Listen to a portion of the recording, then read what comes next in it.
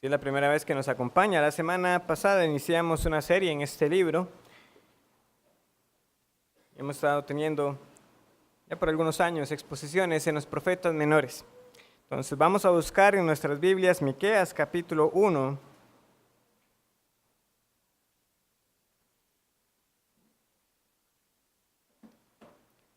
Vamos a leer todo el capítulo para tener el contexto, pero la exposición estará en los versículos 8 al 16.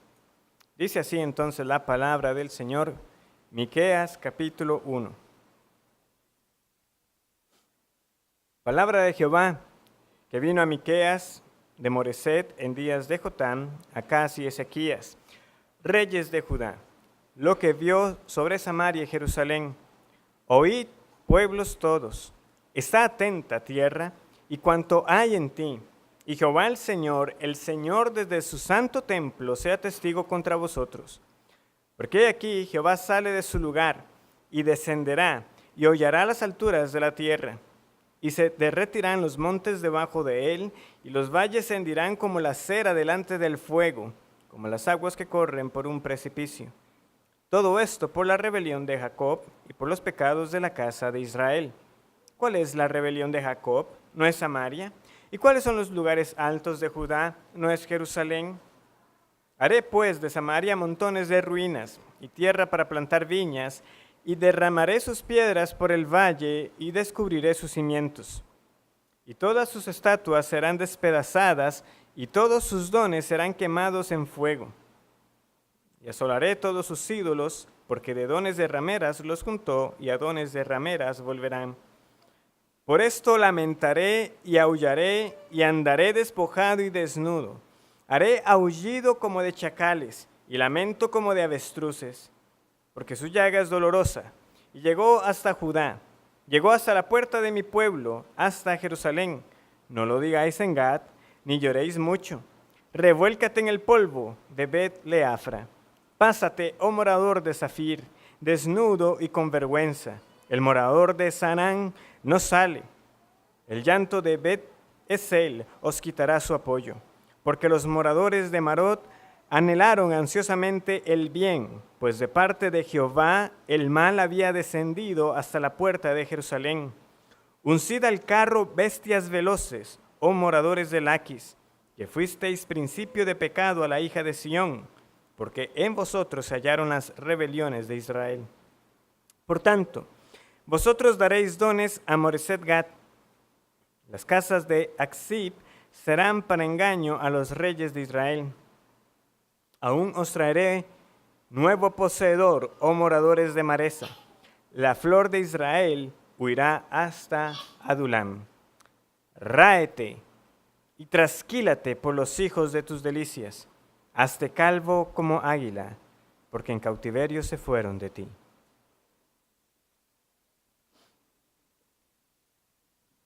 Miqueas, que es conocido como un profeta menor, ¿verdad? Estos profetas que por su extensión son llamados así.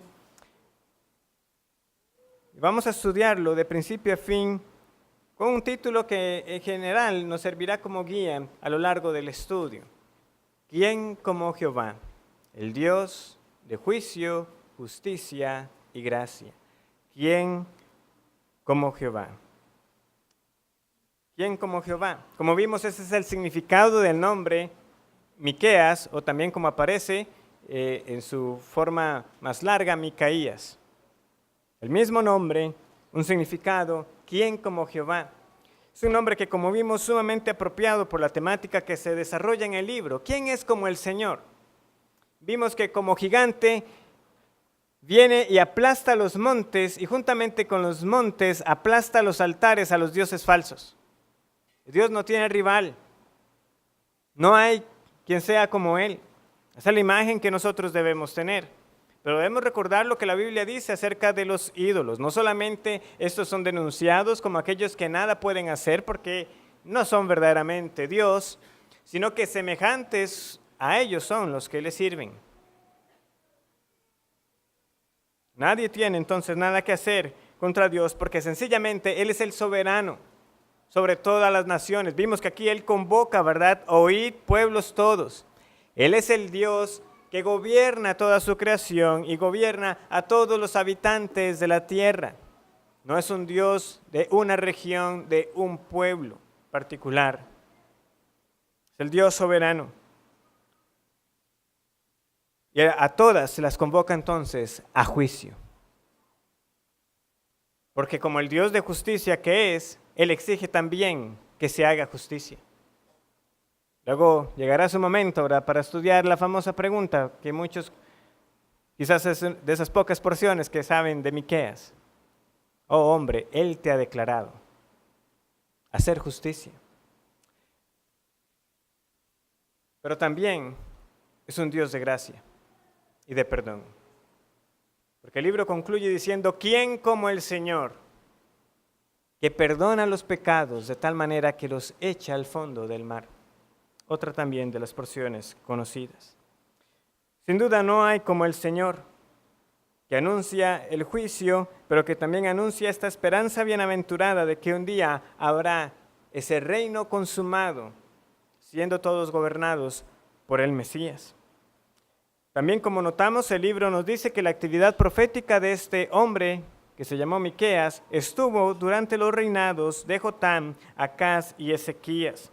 Ahora, esto es muy importante, porque cuando nosotros estudiamos los libros proféticos y nos da esta pista, entonces de esta manera, cuando usted llega a un profeta menor, ¿qué puede hacer? Puede irse a los libros de Reyes y de Crónicas y leer acerca de los reinados que ahí se mencionan, porque eso le dará a usted una pista de cómo estaba la nación en ese entonces. Como les decía, tanto Jotam como Ezequías son reyes piadosos. Ezequías destaca por ello. Hoy hablaremos de él. Jotam, no. Acaz, no. Acaz fue un rey impío. Y mucha de la idolatría que aquí se denuncia, entonces nosotros podemos entender por qué. Porque Acaz fue uno que trajo ídolos al reino de Judá. También sabemos que por estas fechas que aquí tenemos aproximadas con estos reyes, de que Miqueas no solamente, a diferencia de Amós y de Oseas, que anunciaron la caída de Samaria, él fue testigo de la caída. Es decir, Samaria cayó y Miqueas todavía estaba vigente. Y también hablará al respecto, y de hecho ese fue el sermón de la semana pasada cuando estudiamos la primera profecía. Esta caída de Samaria que de forma ciertísima ocurrió. Pero el segundo punto también de esos eventos históricos que debemos tener presentes es la invasión a cargo de un rey de Asiria que se llamó Sennacherib. Ese nombre tiene que sonarle porque aparece mucho.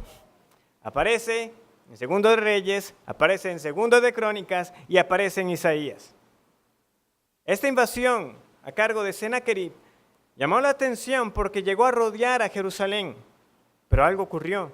No pudo conquistar a Judá. ¿Por qué ocurrió eso? Porque resulta que en la noche salió el ángel de Jehová y mató a más de 185,000 del campamento de los asirios. Uno dice ese número y yo no sé si uno está considerando 185,000 muertos en una noche. Sennacherib pues regresó a Nínive, donde tenía su morada, y nos dice la escritura que dos de sus hijos se sublevaron, lo mataron y huyeron. Y ese fue el fin de este hombre. Eso es lo que debemos tener en mente cuando vayamos a estudiar esta porción hoy de los versículos 8 al 16.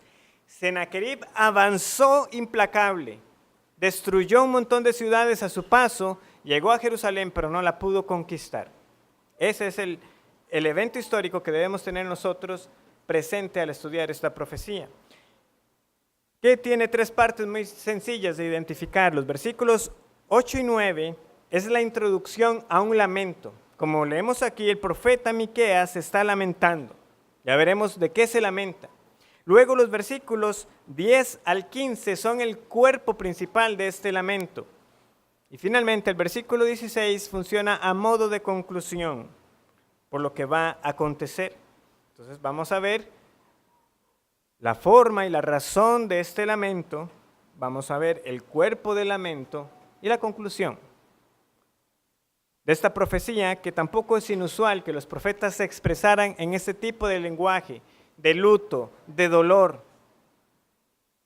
Ahora, ¿por qué? Y ese es nuestro primer punto. ¿Por qué es que el profeta se está lamentando? Dice el versículo 8, por esto lamentaré y aullaré.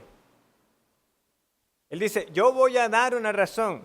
De hecho, pudiéramos verlo hasta como una transición de lo que he dicho anteriormente, ¿verdad? Es decir, hay razón para lamentar por lo que le ha acontecido a Samaria, pero principalmente yo lamento y voy a hacer sonidos como si aullara por lo que le va a acontecer a Judá. En nuestros días, ¿verdad? Y en nuestra cultura occidental, los funerales y los tiempos de dolor más bien tienden a buscar ser más discretos, ¿verdad? Quien está de luto mostrará su dolor vistiéndose usualmente con ropa oscura o negra. Cuando vamos a una vela, ¿verdad? Se supone que todos han de estar sentados, los comentarios son los mínimos, las personas están en silencio. Pero en los días de los profetas del Antiguo Testamento, e incluso leemos de esto hasta los días de Jesús, realmente el dolor se hacía más manifiesto.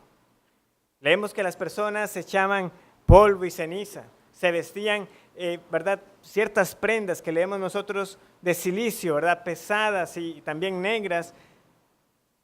¿Para qué? Para que el dolor fuera evidente. Hasta se contrataban endechadores.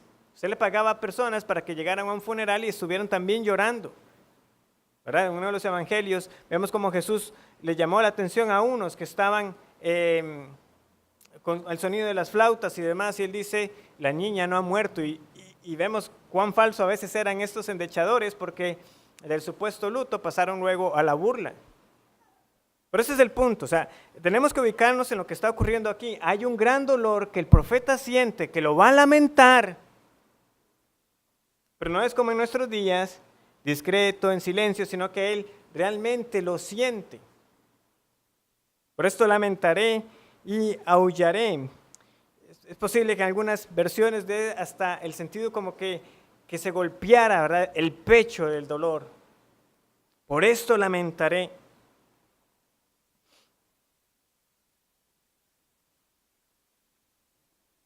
Y dice, y andaré despojado y desnudo. La palabra despojado también podemos entenderla, andaré descalzo. Y la palabra desnudo, pues nos recuerda también a quién, a Isaías. Recuerden que habíamos dicho que de Miqueas, algunos se refieren como un pequeño Isaías, un mini Isaías. Isaías también tuvo una comisión donde el Señor le dice que anduviera desnudo. Ahora, lo más probable es que ni Isaías ni Miqueas anduvieran completamente desnudos, sino que se refiere a que se quitaron sus prendas principales y quedaron simplemente con un tipo de prenda interior que cubriera sus partes íntimas. Pero así anduvieron, ¿por qué? Porque era también una forma de manifestar el dolor. Despojados, es decir, descalzos, con poca ropa, polvo y ceniza, y gritando, lamentando, gemidos de dolor. Por ejemplo, sabemos que David, cuando su hijo Absalón se rebeló, se sublevó contra él, nosotros leemos que David y los que iban con él subieron descalzos. Usted puede leer eso en 2 Samuel 15:30, no vamos a buscarlo, pero subieron descalzos. Por eso entonces tengamos presente lo que el profeta está haciendo, es algo que trae mucho dolor. Claramente David estaba afligido de que su hijo se rebelara contra él. Pero también podemos ver en esta forma en que Miqueas dice que se iba a comportar, o como sabemos que también en su momento el profeta Isaías lo hizo, una forma de representar visualmente el cautiverio. Cuando una nación llegaba e invadía a otra, ¿cómo se los llevaban? No se los llevaban, ¿verdad?, en primera clase, se los llevaban atados, descalzos y usualmente también desprovistos de sus ropas principales. Entonces, ese lamento es, hay dolor por lo que les va a acontecer, pero también porque a ustedes se los van a llevar así, cautivos. Veamos cómo concluye, ¿verdad?, el lamento. porque en cautiverio se fueron de ti. Entonces eso está presente, por eso el dolor. Finalmente el gemido se compara, ¿verdad?, con el de los chacales y con el de las avestruces. Los chacales son, aúllan, ¿verdad? Podemos pensar quizás un animal más familiar como los lobos, los coyotes. Ese es el punto, ¿verdad? Ese aullido es bastante conocido para nosotros. El de las avestruces quizás no tanto, ya luego quizás alguno puede buscarlo. Pero la idea es principalmente el del polluelo del avestruz. Y a eso ya se nos hace más familiar, porque es más cercano para nosotros, ¿verdad?, ver lo que pasa con los pollos cuando no está la gallina, o cuando se perdieron, ¿verdad? Estaban en otras, luego no encuentran la gallina y empieza a sonar incesantemente. El punto es, así va a ser entonces el gemido del profeta. Él añade en el versículo 9, porque su llaga es dolorosa, es decir, la llaga sobre el pueblo. Y llegó ¿hasta dónde? Hasta Judá. Llegó hasta la puerta de mi pueblo, hasta Jerusalén. ¿Ven por qué es que estamos sugiriendo que el contexto es esa invasión a cargo de Sennacherib? Porque precisamente la llaga avanzó, el dolor que estaba provocando el imperio asirio iba avanzando y avanzando, pero se detuvo hasta la puerta de Jerusalén. Ahí es cuando ellos llegaron y rodearon a la capital y empezaron con sus emisarios, con unos mensajeros que él envió a amenazar. Ríndanse. Los demás dioses nada pudieron hacer. ¿Cuál es su confianza? Egipto. Así avanzaron hasta llegar a esa puerta de la entrada. De hecho, las escrituras nos dicen que acamparon en un acueducto que estaba en el camino del lavador. Esto entonces nos debe dar a entender que aunque no vencieron a Jerusalén, sin duda dejaron un gran rastro de destrucción a su paso. Porque de nuevo, hay que ubicarse, era una invasión. Ellos no pasaron por las ciudades saludando y diciendo, no se preocupen, nuestro interés es hablar con Ezequías. No, destrucción a su paso hasta llegar con la intención de derribar a la capital y de esta manera vencer por completo al reino del sur. Una breve aplicación en este momento. Nos lamentamos nosotros como el profeta Miqueas por el pecado y por las consecuencias del pecado en la vida de otros. No solamente en mi vida, que yo debería lamentar mi propio pecado, sino también por lo que pasa en la vida de otros a causa del pecado. Porque aquí el profeta está lamentando lo que le va a acontecer a su pueblo por su idolatría, por su desobediencia al Señor. Una vez más yo tengo que decir, no puede ser que como cuerpo local nosotros seamos indiferentes a lo que le pasa a un hermano que nos está andando firmemente. Pero también, y respecto a la vida fuera de la iglesia, yo debo ver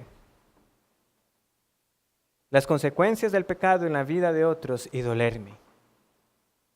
De manera que yo clame por la salvación de las almas y para que también yo clame al Señor, Señor, guárdame de pecar contra ti de la misma manera.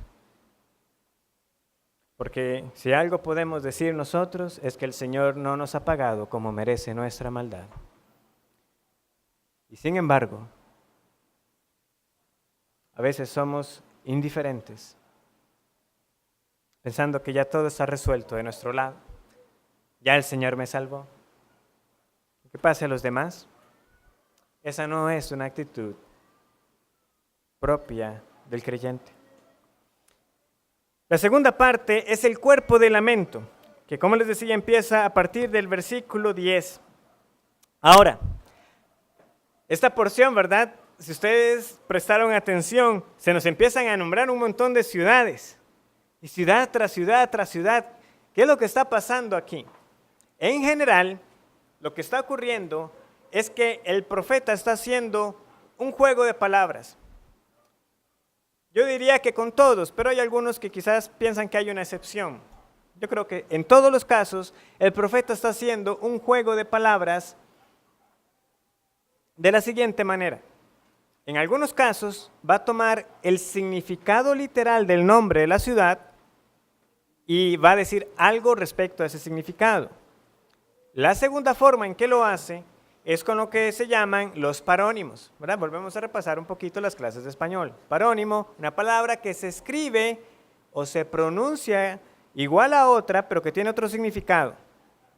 Entonces, obviamente para nosotros, ya que esto estaba escrito originalmente en hebreo, al traducir ya no va a ser tan evidente, o no lo va a ser prácticamente del todo, de que eso es lo que está haciendo el profeta. Los que habitan en, y eso va a sonar parecido a la otra palabra que luego va a decir, esto va a ocurrir. Entonces yo voy a ir explicando poco a poco esos casos.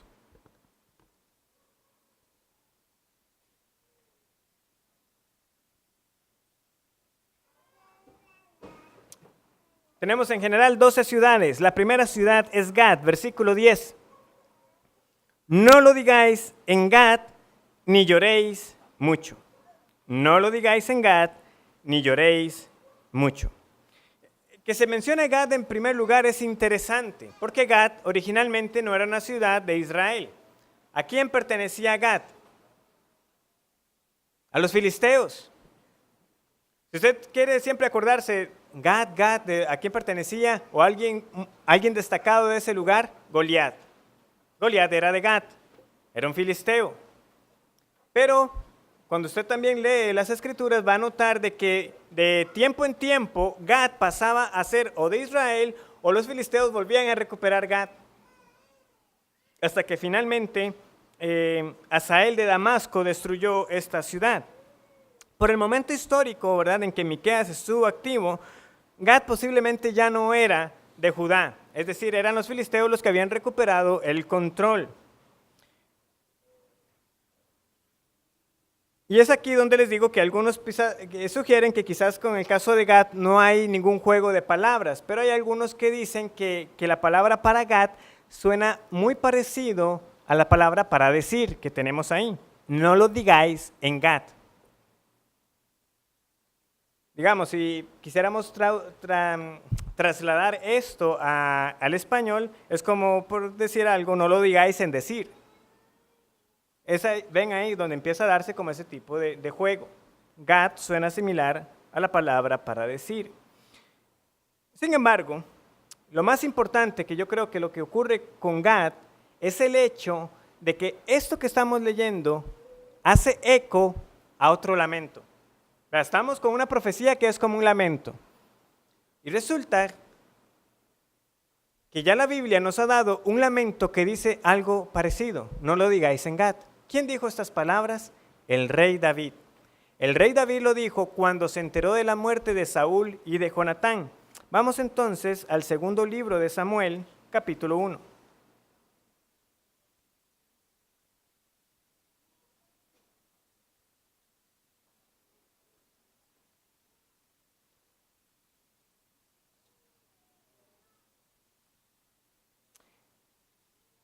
Es interesante que David dice que esta endecha, este lamento, debía enseñarse a los hijos de Judá.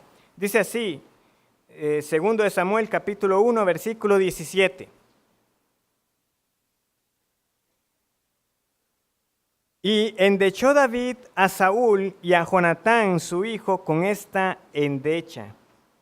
Versículo 19. Ha perecido la gloria de Israel sobre tus alturas. ¿Cómo han caído los valientes? No lo anunciéis en Gad, ni deis las nuevas en las plazas de Ascalón, para que no se alegren las hijas de los filisteos, para que no salten de gozo las hijas de los incircuncisos. Entonces, de esta manera, ¿qué estamos teniendo aquí? Como señala un comentarista, el lamento que el profeta está mostrando es como el lamento por la pérdida de un ser querido. Porque esas fueron las palabras de David al enterarse de la muerte de Saúl y sobre todo de Jonatán, ¿verdad? Ese amigo amado. No lo digáis en Gad, no se lo digan a los enemigos. Entonces, con estas palabras, él está haciendo que el pueblo recuerde lo que ya David había dicho antes. Y como vimos, esa endecha tenía que ser enseñada. Es decir, para muchos de ellos estas palabras tenían que de inmediato hacer un eco. como cuando David se lamentó por la pérdida de Jonatán. Pero vea el contraste. Precisamente David está llorando, pero a él, el profeta ahora les dice, no lo digáis en Gad, ni lloréis mucho. No es que el profeta se esté contradiciendo. Lo que está pasando es que lo que les va a ocurrir es tan impactante que ni tiempo para llorar iban a tener. La invasión iba a ser destructiva, pronta. Claramente un motivo para llorar y para lamentarse. Pero no era que iban a tener mucho tiempo para llorarlo. Pero sí era un motivo para traer gran dolor, que es la idea de la segunda ciudad que se nos menciona. Dice el versículo 10, revuélcate en el polvo de Bet-Leafra. Revuélcate en el polvo de Bet-Leafra. Aquí es un juego de palabras usando el significado literal de la ciudad. ¿Por qué? Porque Bet-Leafra literalmente significa casa para o casa de polvo. Casa de polvo. En estas regiones, ¿verdad?, tan áridas, no es difícil pensar de que alguien le fuera a poner a una ciudad con ese nombre.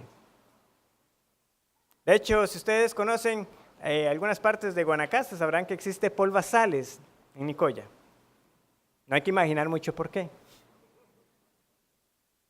Entonces lo mismo pasa con Bet-Leafra, casa de polvo.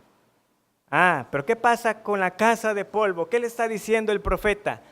Revuélquese, dé vueltas, ruede sobre el polvo. ¿Y qué es esto de rodar sobre el polvo? Era claramente un rito también para expresar tristeza y duelo. Por ejemplo, en Jeremías 6:26, yo leo para ustedes, dice esto. Hija de mi pueblo, cíñete de cilicio y revuélcate en ceniza. Ponte luto como por hijo único, llanto de amarguras, porque pronto vendrá sobre nosotros el destruidor. Revuélcate en ceniza. Claramente era una forma de dolor, de expresar tristeza, duelo. Algo similar también se lee en Ezequiel 27:30, de echarse polvo en la cabeza y revolcarse en la ceniza. Entonces el profeta está diciendo a los que habitan en Bet-Leafra, a los que habitan en la casa del polvo, den vuelta sobre el polvo. Judá tenía que arrepentirse.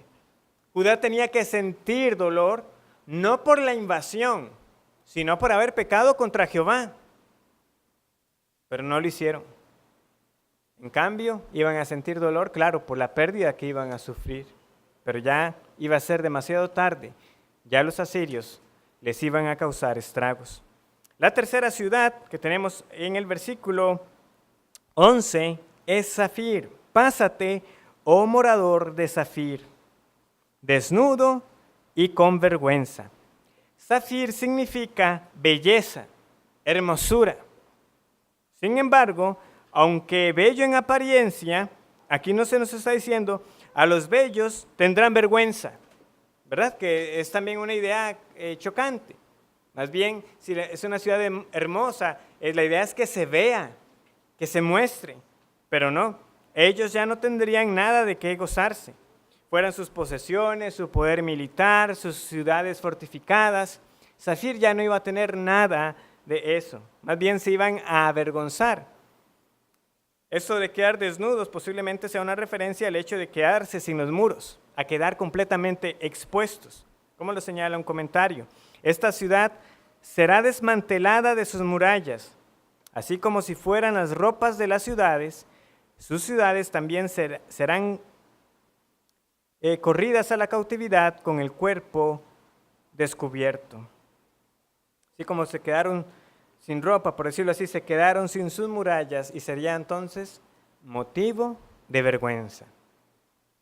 La cuarta ciudad es Sanán. Es Sanán. Dice el versículo, el morador de Sanán no sale. ¿Qué sucede aquí? Sanán literalmente lo que significa es un potrero o un campo para los rebaños. Entonces, claramente aquí no se está usando el significado literal de la ciudad, porque no se ve el juego, ¿verdad? Dice, de los que habitan en el campo para el rebaño, no salen. Resulta que la palabra Sanán suena parecida a la palabra que es para salir o para migrar. Entonces, cuando ya uno sabe eso, ahora sí puede ver el juego. Los que habitan en salir, no salen. Los que habitan en salir, no salen. Los que habitan en el lugar de migrar, se quedaron. No salieron. ¿Qué pasó con ellos? Los que debían presentarse a la batalla, no se presentaron. Muchas ciudades entonces, al paso de los asirios, ni siquiera tuvieron chance para salir a la batalla, ni les dio chance para salir a defenderse. Cuando debían unir sus fuerzas, no tuvieron o la disposición, o la valentía, o la oportunidad de hacerlo. Entonces los que habitan en salir, no salieron.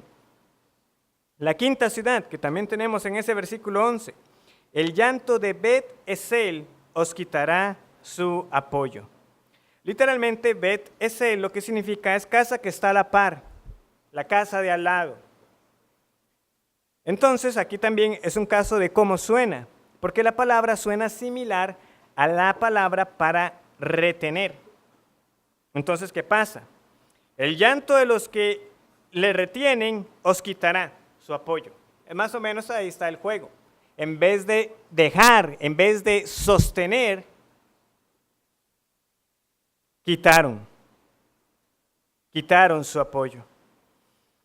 Nuevamente, de donde uno hubiera esperado la ayuda. ¿De quién espera a veces la ayuda uno? Del que está más cerca, del que está al lado, y no ayudaron. Más bien quitaron el apoyo. Es lo que nos dice el verso. Versículo 12. La siguiente ciudad, el sexto lugar es Marot. Marot, porque los moradores de Marot anhelaron ansiosamente el bien. La palabra Marot es fácil de recordar su significado porque es similar a la palabra Mara. ¿Y qué significa Mara? Amargo o amargura. Las aguas amargas de Mara. ¿Verdad? ¿Recuerdan ese incidente del pueblo cuando salió de Egipto? O también el nombre que Noemí se quiso cambiar. Dijo, ya no me llamen más Noemí, sino llamadme Mara. Amargura. Entonces los que habitaban en la ciudad de la amargura anhelaban ver días mejores. Es lo que nos dice el pasaje. ¿Pero qué recibieron? Un futuro completamente distinto. Dice la Nueva Traducción Viviente, que creo que refleja mejor el juego que les está haciendo el profeta. Dice así, los que habitan, ¿verdad?, en la ciudad de la amargura, ¿verdad?, esperaron días mejores, sin embargo, solo le espera amargura, porque el juicio del Señor llega a las puertas de Jerusalén. Tenían una expectativa, pero les sucedió lo contrario. Es decir, tuvieron el sinsabor de la derrota, la amargura de la derrota. Eso fue lo que ellos sufrieron. ¿Cómo sabemos entonces? Los asirios no los derrotaron por completo, ¿verdad? Sennacherib no fue capaz de invadir Judá. Sin embargo, sí hubo gran pérdida. Y hubieran quedado completamente vencidos si el Señor no hubiera intervenido. Si el Señor no hubiera intervenido, tengamos por seguro que ellos hubieran sido completamente derrotados. Hay algo más que debemos notar, porque ¿qué dice el versículo? Pues de parte de Jehová el mal había descendido. ¿Quiénes fueron los invasores? Los asirios. Sin embargo, el versículo dice que el mal viene de parte de Jehová. Es decir, los asirios solamente fueron un instrumento en las manos del Señor para llevar a cabo sus propósitos. Una vez más, ¿quién es como Jehová? Es soberano sobre las naciones. Vean, los asirios no creían en el Dios de Israel y sin embargo, sin saberlo, estaban llevando a cabo la voluntad de Dios. ¿Quién es el soberano? Es Jehová, Dios de los ejércitos. Él hace como quiere. aún así, para castigar a los suyos.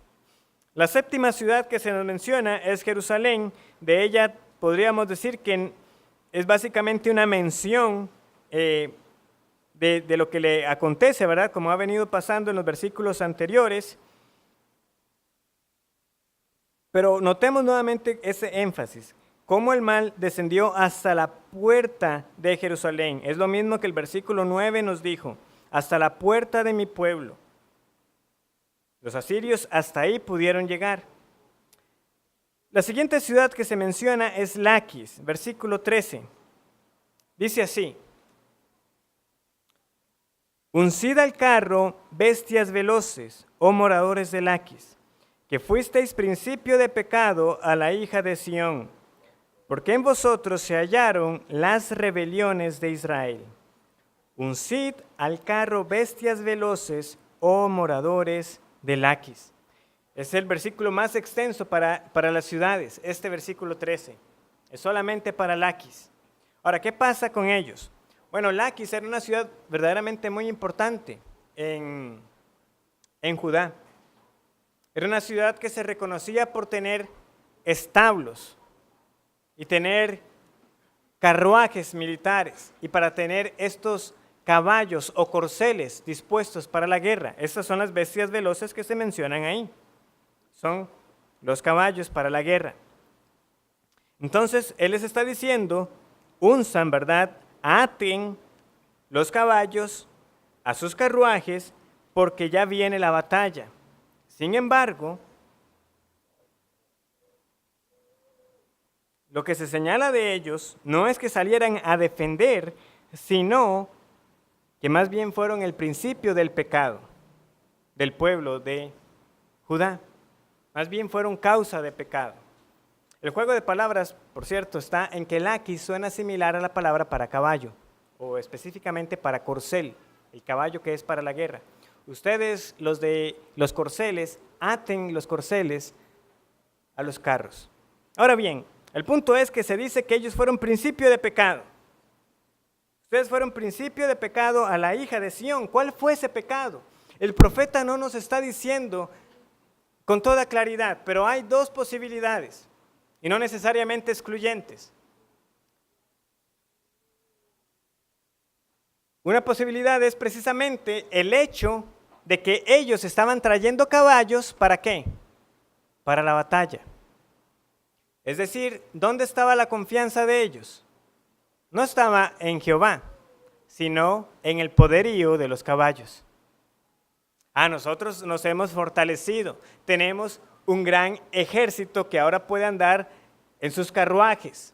Estos caballos de Egipto, qué buenos que son. Y algunos dicen que por estar en ese trato de Egipto, entonces los de Laquis también trajeron ídolos de Egipto. Y por culpa de Laquis, esa idolatría luego llegó a Jerusalén. Ustedes fueron principio. Ustedes fueron los que trajeron esta idolatría a esta deidad y ahora ha llegado también a la capital. ¿Por qué? Por causa de Laquis. Ellos infectaron a Jerusalén. La siguiente ciudad, versículo 14, es: por tanto vosotras daréis dones a Moreset Gad. Vosotras daréis dones a Moreset Gad. Esta ciudad Moreset ya les debe sonar familiar. ¿Por qué? Era la ciudad de Miqueas. Resulta que la palabra para Moreset es muy similar para la palabra regalo o posesión. ¿Y qué es lo que leemos ahí? Vosotros daréis dones. ¿Qué es un don? Es un regalo, pero no cualquier regalo. En la Biblia, en el Antiguo Testamento, se utiliza específicamente para referirse a la dote que un padre daba a su hija cuando se casaba. Es la misma palabra que, por ejemplo, leemos cuando el faraón tomó una ciudad y la dio como dote a su hija, la hija que se casó con Salomón. Entonces, vosotros daréis dones, pero tengamos bien presente ese uso, porque no fue cualquier don, ¿verdad?, el que le dio faraón a la hija. No le dio unos collares, no le dio unas joyas, le dio una ciudad. Fue, la atacó y le dijo, hija, aquí tienes una ciudad. Eso le dio como regalo, eso le dio como dote. Entonces aquí le está diciendo ahora el profeta, ustedes los que viven como en el regalo o en la dote, ustedes darán dote. Ustedes darán el don, es decir, ustedes mismos serán ahora posesión de los asirios. No solamente la ciudad, sino ellos mismos como sus habitantes. Ellos serían el regalo para los invasores. La 10ª ciudad es Aksib. Las casas de Aksib serán para engaño a los reyes de Israel. La palabra para Aksib suena similar a mentira o engaño. Entonces, ¿cómo se lee? Las casas de mentira serán para engaño a los reyes de Israel, o las casas de engaño serán para engaño. Aksib, estaba en medio de Keila y de Maresa. Y dice que serán engaño para Israel. ¿Qué significa eso? Bueno, puede ser que le fallaron a Judá. Judá tenía la esperanza o la expectativa de que sus ciudades fueran lo suficientemente fuertes para contener la invasión, pero no fue así. El rey estaba confiado, no hay problema. Está Aksib, está Laquis, están todas estas ciudades. No van a llegar los asirios hasta Jerusalén, y llegaron. Las casas fueron engaño para los reyes.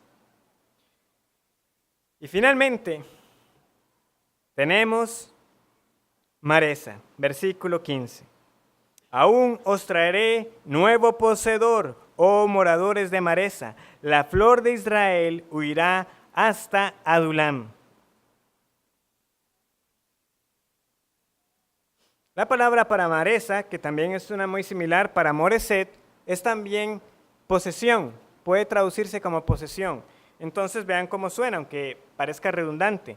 Os traeré un nuevo poseedor, oh moradores de posesión. Ustedes que están en posesión tendrán un nuevo poseedor. Es lo que el Señor les está diciendo. Es decir, nuevamente, los asirios.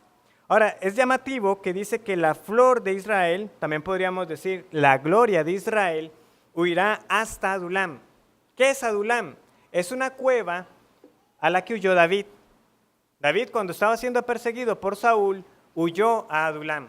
Entonces, notemos, estamos llegando, ¿verdad?, al final del cuerpo de lamento. ¿Cómo inició el profeta? Inició con Gad. No lo digáis en Gad, que nos recordó las palabras ¿de quién? De David, cuando se enteró de la muerte de Saúl. ¿Y cómo está terminando ahora? Con Adulam, la cueva a la que huyó David.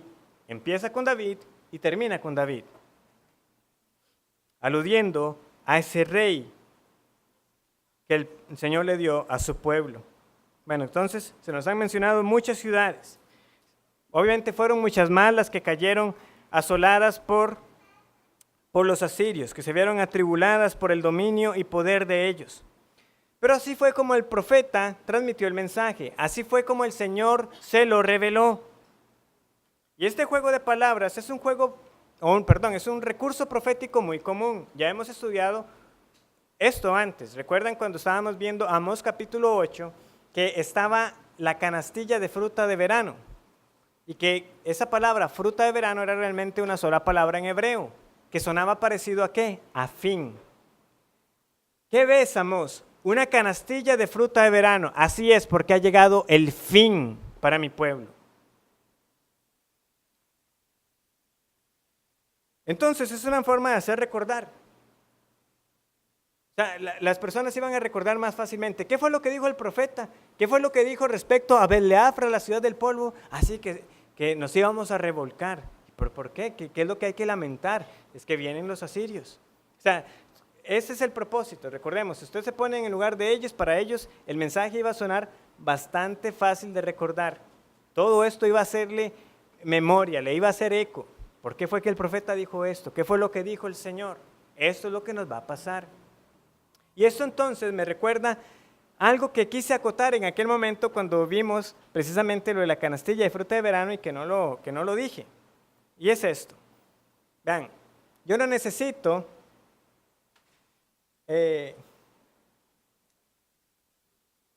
que me informen. Yo sé que esto ha sido pesado. Yo sé que para muchos ha sido pesado ver 12 ciudades, sus significados y que están, qué pesado. ¿Cuándo va a terminar? Pero saben, tomo el tiempo para hacer esto porque es lo que nos ayuda a entender mejor el pasaje. Pero hay algo de lo que debemos estar nosotros agradecidos, hermanos. Es que pocas veces nosotros necesitamos saber tanto acerca de lo que se escribió originalmente para entender lo que dice la Biblia. Realmente es impresionante cómo el Señor ha preservado su palabra y que para nosotros no todo el tiempo tenemos que estar preguntándonos, ¿y este nombre de la ciudad qué significaba? ¿Qué significa esto otro? En hebreo o en griego. Porque por lo general, y es lo que nosotros confesamos como iglesia, el mensaje de la Escritura es lo suficientemente claro. Es suficientemente claro lo que Dios ha dicho. No necesitamos ser expertos en hebreo o griego, pero gracias a Dios que también ha dotado a la iglesia con hombres que son expertos en esos idiomas para ayudarnos a entender más. Entonces, en resumen, vean, los nombres pudieron haber sido cualesquiera. Las ciudades pudieron haber sido muchas otras las que se hubieran podido mencionar, porque los asirios arrasaron a su paso. Pero estas fueron las que se citaron, como les decía, con este recurso profético de estar haciendo un juego constante con los significados o con el sonido para que recordaran con mayor facilidad, para que quedara grabado. Al recordar las ciudades tenían que venir a su memoria las palabras de Dios acerca de lo que les pasaría. Porque esto es lo que debemos recordar. Dios no solamente se ha revelado, sino que lo ha hecho comunicándose con nosotros en términos que podamos entender. Lo ha hecho en términos que podamos entender. Una de las excusas más recurrentes para las personas para no leer la Biblia es precisamente decir, es que es muy complicado. No. Vean, yo le aseguro que las personas toman más tiempo para leer cosas más complicadas en otras partes. El mensaje de la palabra es claro. Habla acerca de Dios. Y habla acerca de por qué el mundo está como está, a causa del pecado. Y le dice con claridad, ¿qué será de usted si no se arrepiente de sus pecados? No, yo creo que más bien usualmente es que el mensaje es tan claro que no lo quieren escuchar. Prefiero evitarlo porque me incomoda que se me esté recordando lo que va a hacer. Pero es una excusa con poco valor. Y no quiero que alguien venga y tome, vea cómo yo iba a entender ese pasaje, yo no sabía el significado de todas esas ciudades. No se confunda. No se va a poder excusar, porque no todo el tiempo esto es lo que ocurre. ¿Cuántos de nosotros en última instancia necesitábamos saber el significado de todas esas ciudades para saber que en efecto les iba a ir mal? El mensaje sigue estando ahí, ¿verdad? Por eso les digo, el mensaje es bastante claro. Y si usted rehúye a enfrentarse al consejo de Dios, lo hará a expensas y con graves consecuencias para su alma. Ahora bien, después de que el profeta mencionó todos estos lugares, llega a la conclusión, versículo 16. Ráete y trasquílate por los hijos de tus delicias. Hazte calvo como águila, porque en cautiverio se fueron de ti. El raparse también era una forma de demostrar tristeza y dolor. Esto lo hacían mucho las naciones que rodeaban a Israel. De hecho, más bien el Señor prohibió al pueblo que hicieran estas cosas. Deuteronomio 14:1 dice, no te harás tonsura ni os raparéis a causa de muerto. Hijos sois de Jehová. Hijos sois de Jehová vuestro Dios. No os ajaréis ni os raparéis a causa de muerto. No haréis tonsura es también un pasaje similar que tenemos en Levítico. Ni cortaréis vuestra barba. Sin embargo, tenemos hombres del Señor que llegaron a hacerlo. Tenemos el caso de Job, obviamente en el caso de Job antes de que estuviera la ley, pero nosotros leemos en Job 1:20 que Job se levantó, rasgó su manto y rasuró su cabeza y se postró en tierra y adoró. También lo leemos en el caso de Esdras. En Esdras 9:3 leemos que él rasgó su vestido y su manto y arrancó pelo de su cabeza y de su barba y se sentó angustiado en extremo. También sabemos que una vez David envió unos siervos a consolar a Hanún y los consejeros le dijeron, eso no es David que quiere consolarle, realmente es que se está mandando para inspeccionar la tierra. El rey les creyó y lo que hicieron fue una gran afrenta. Leemos que le cortaron la barba a esos hombres y también le cortaron sus vestidos. Obviamente luego iban a lamentar con creces lo que hicieron con los siervos de David. Pero lo traigo a colación porque nosotros leemos que estos hombres estaban sumamente avergonzados, muy avergonzados, de tal manera que no pudieron presentarse al rey como estaban. Y el rey de hecho les dijo, esperen hasta que les vuelva a crecer la barba. Entonces, ¿por qué el profeta les dice esto? De que se trasquilen, de que se rapen. Porque iban a tener mucho que lamentar. Iban a tener mucho que lamentar. Sus hijos, en que tanto se deleitaban, en su descendencia, en su pueblo creciendo, prosperando. No, se los van a llevar cautivos.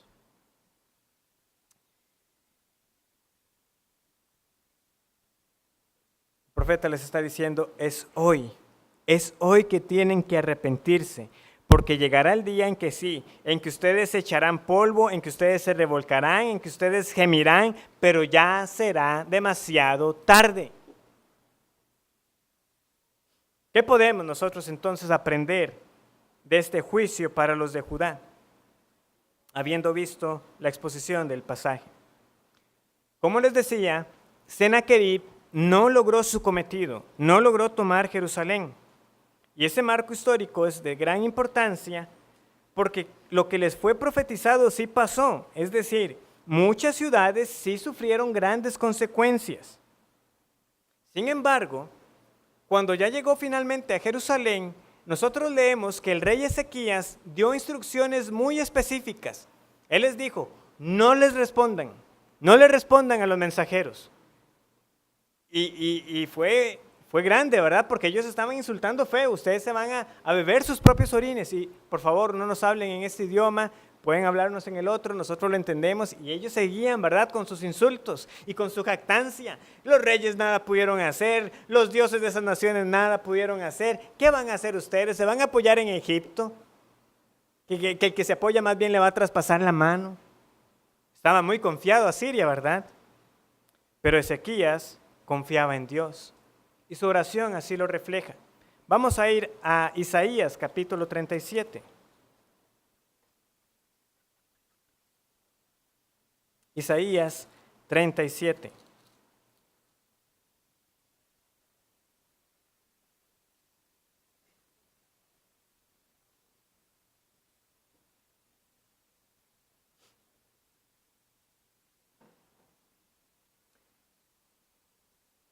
Isaías 37, versículo 10.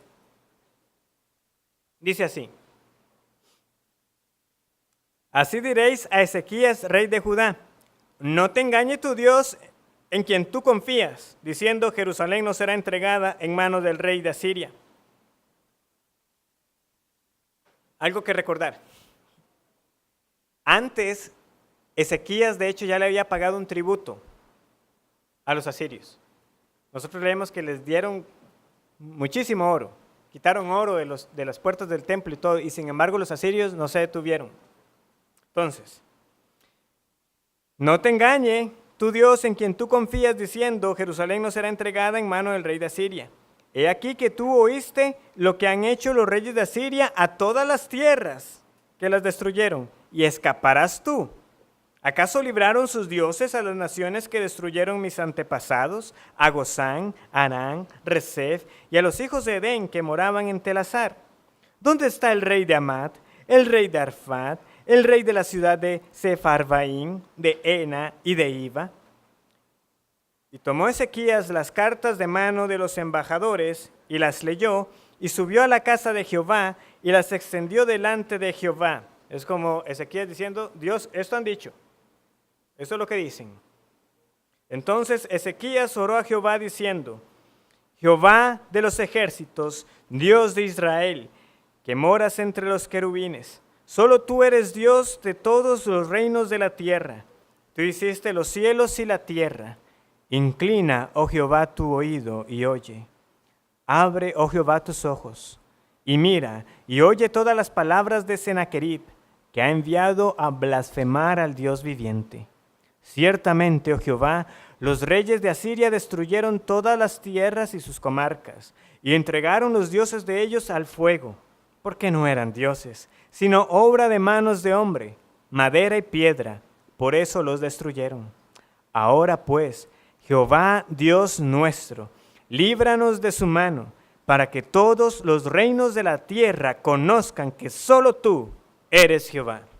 ¿Y qué pasó?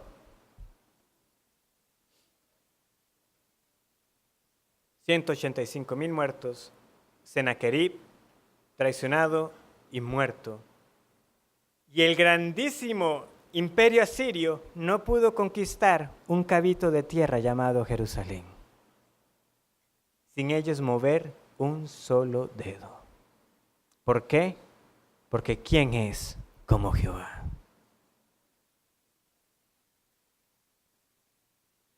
Fue otro abatido. Fueron los asirios. Pero veamos bien lo que está aquí. ¿Por qué ocurrió esto? Yo doy 2 razones. La primera y la más importante, porque Jehová ama su nombre. Dios no dará su gloria a nadie más. Por amor a su nombre, de que estaban unos paganos diciendo: ¿qué va a hacer el Dios de ustedes para librarlos? Dios los libró. Por amor a su nombre. Y en segundo lugar, porque tuvo misericordia de su pueblo. Pero, no lo olvidemos. Judá era igualmente culpable como lo era Samaria. O sea, si Judá hubiera caído también bajo los asirios, el Señor hubiera hecho rectamente. Recuerden, en el año 720, 21, 22, cae el norte. Esta invasión de Sennacherib ocurrió en el año 701, según los cálculos. Es decir, unos 20 años después. Y si hubieran caído, el Señor hubiera sido completamente justo. Pero tuvo misericordia. Eso sí sufrieron daño. Muchas ciudades cayeron, perdieron sus muros, se quedaron sin sus pertenencias, fueron llevados cautivos. Pero Dios tuvo misericordia y no los destruyó por completo. ¿Qué debió haber pasado con el pueblo? Tenían que haberse vuelto al Señor, alabarle, ser agradecidos. Pero con todo y lo bueno que fue el rey Ezequías, hay un episodio que se nos narra más adelante. Él cayó enfermo, el Señor lo sanó, y luego vienen unos de Babilonia a visitarlo.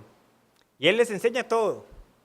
Ezequías, ¿qué les enseñó? Todo se los enseñé. Van a ir cautivos de los babilonios. Y hay una respuesta que siempre me deja un tanto sorprendido. Bueno, por lo menos habrá paz en mis días, dice Ezequías. Luego viene Manasés, un rey terrible, aunque luego la Biblia nos dice que se arrepintió. Su hijo fue también un rey malo. Luego llega el rey Josías, que fue un rey piadoso.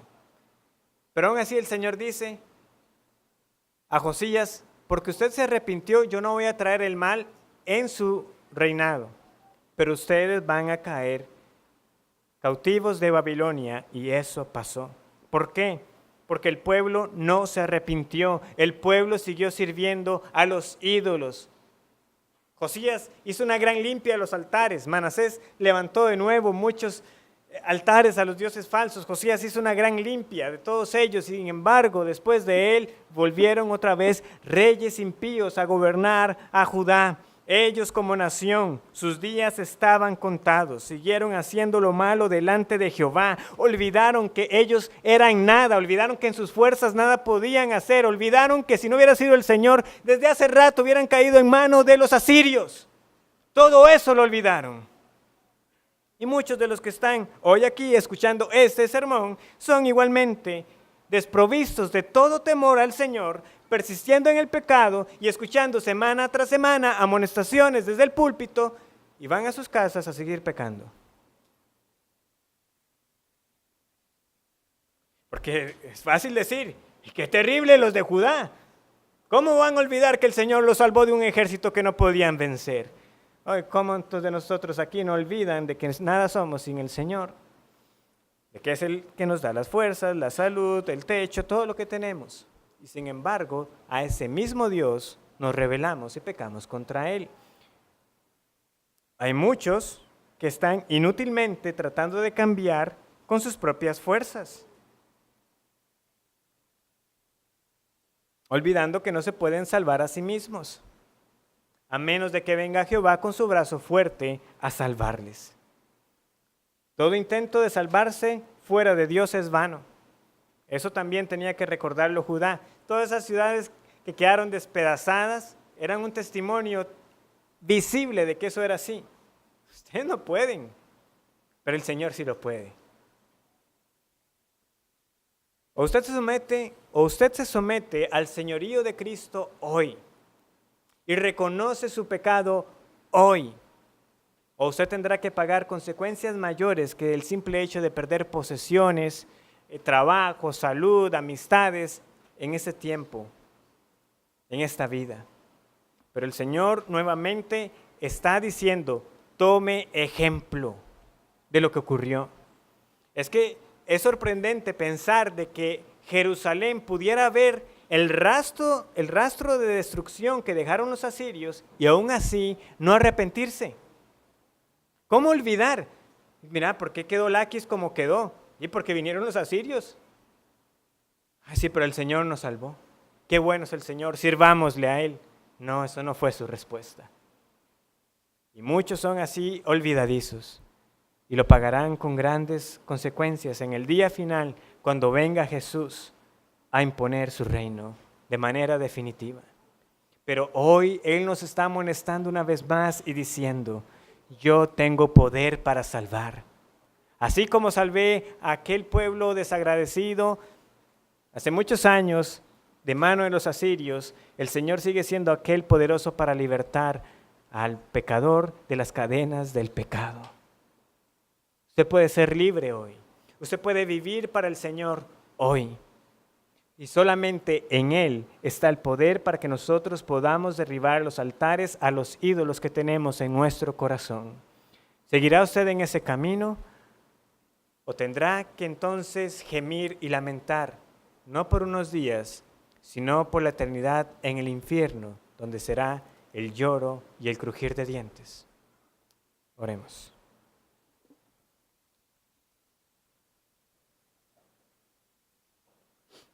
Gracias, Señor, por recordarnos hoy, una vez más, tus grandes hechos y tu poder.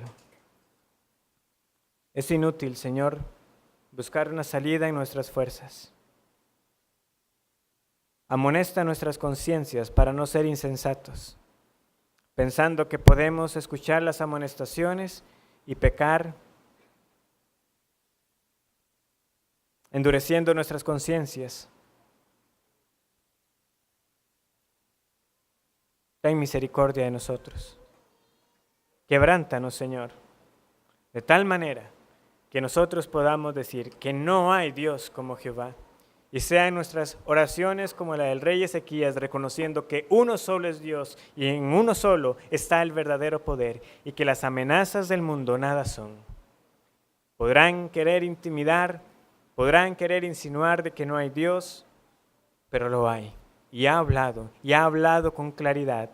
Y tú nos mandas entonces a que por fe creamos en Jesús para perdón de nuestros pecados. Que así sea.